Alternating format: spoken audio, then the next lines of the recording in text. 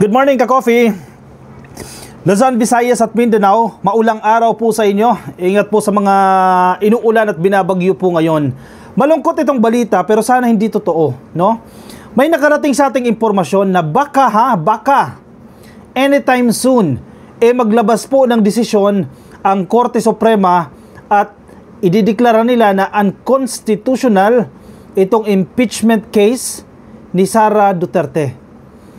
Baka, ka-coffee, may possibility na anytime soon daw, again with emphasis doon sa daw dahil hindi pa po verified yan. Pero nakarating sa atin yung impormasyon na yon at may credibility din naman yung nagbibigay sa atin ng impormasyon na baka magdeklara na ang Korte Suprema ng unconstitutional daw po itong impeachment case ni Sara Duterte. Ibig sabihin, hindi na po uusad. Grabe, no?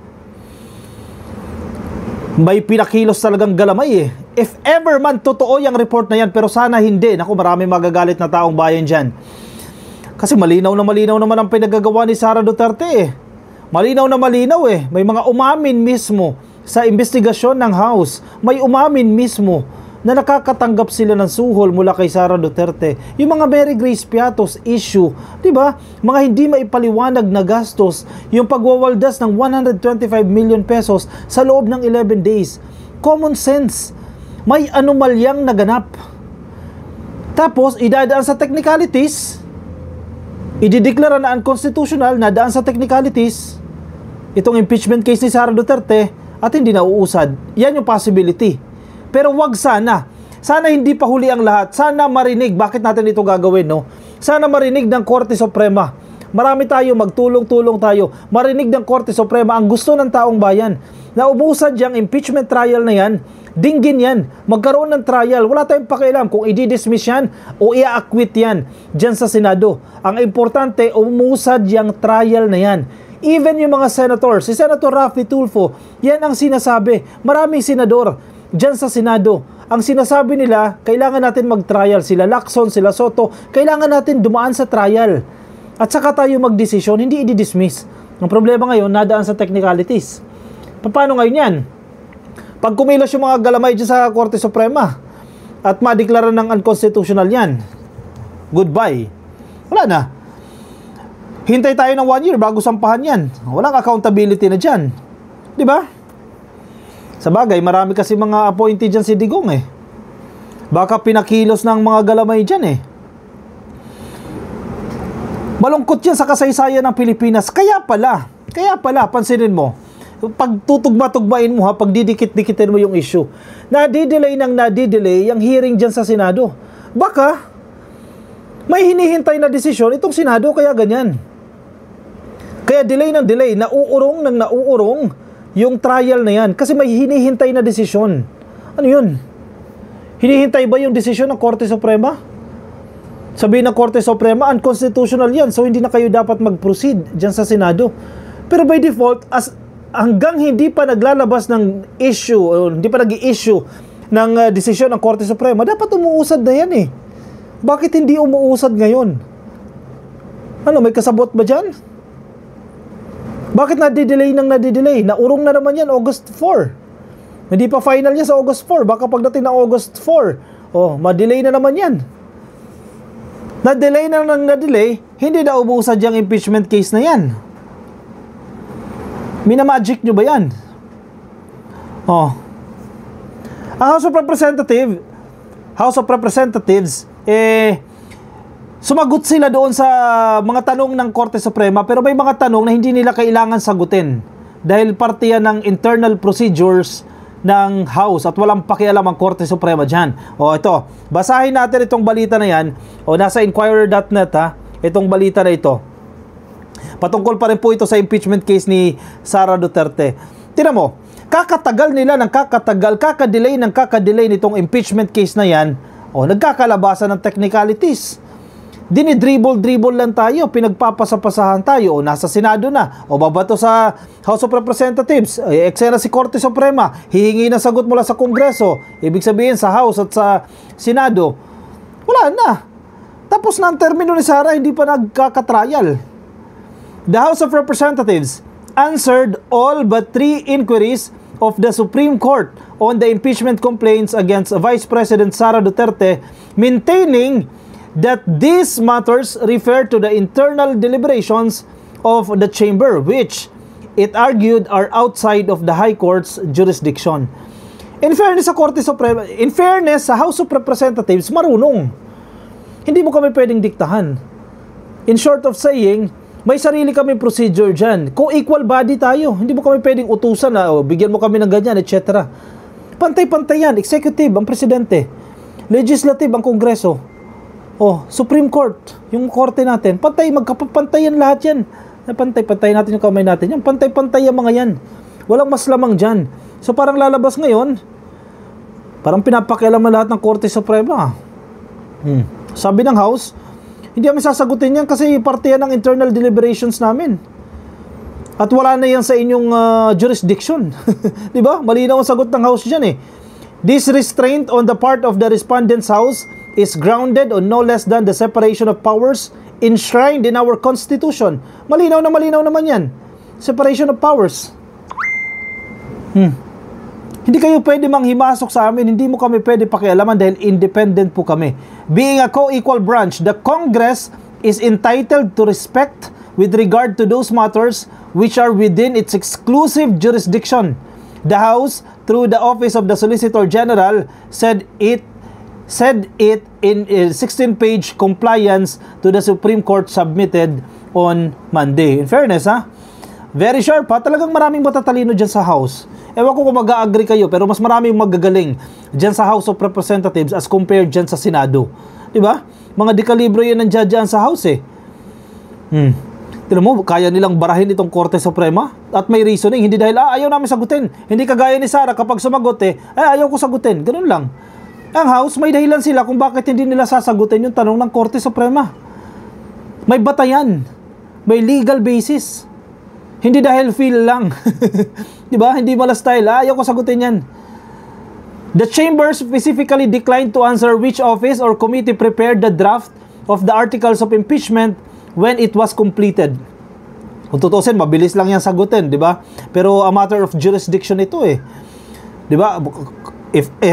Actually, pwede mo sagutin yun. This office created the draft or drafted the impeachment complaint or the articles of impeachment. Madali lang yan kung tutuusin sagutin.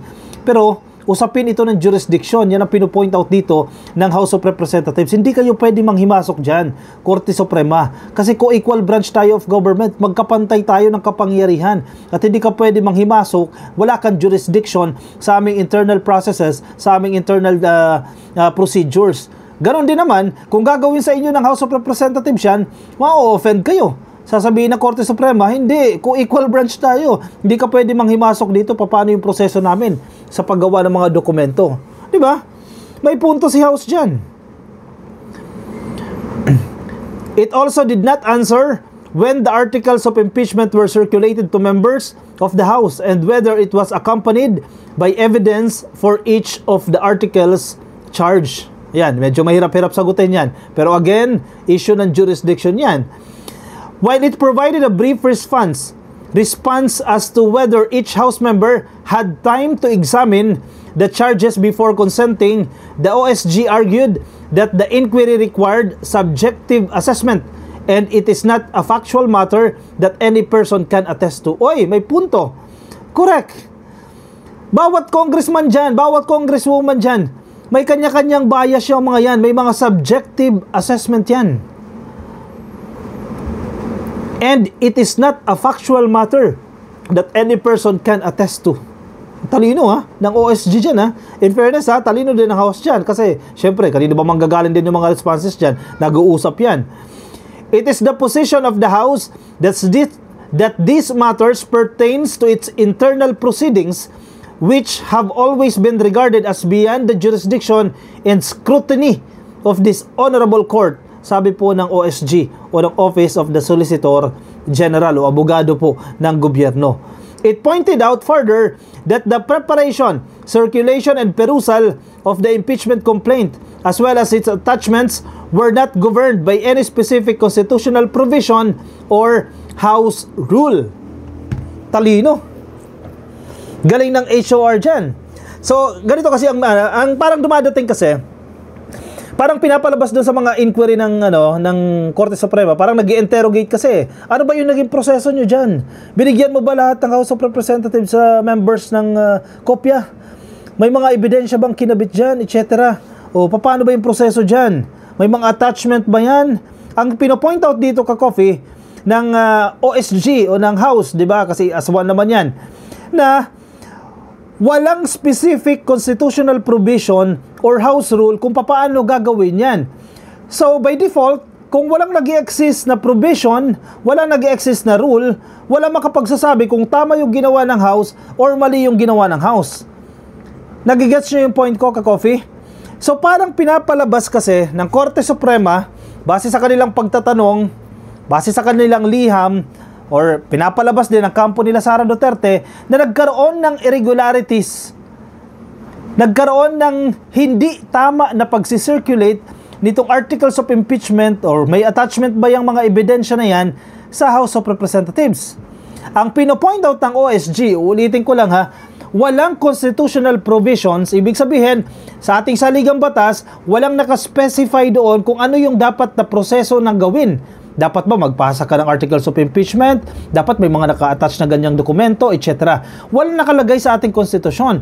Ganoon din po sa House rules. Walang nakalagay. In fact, binash din natin minsan yung Office of House Secretary, si SecGen Reginald Velasco.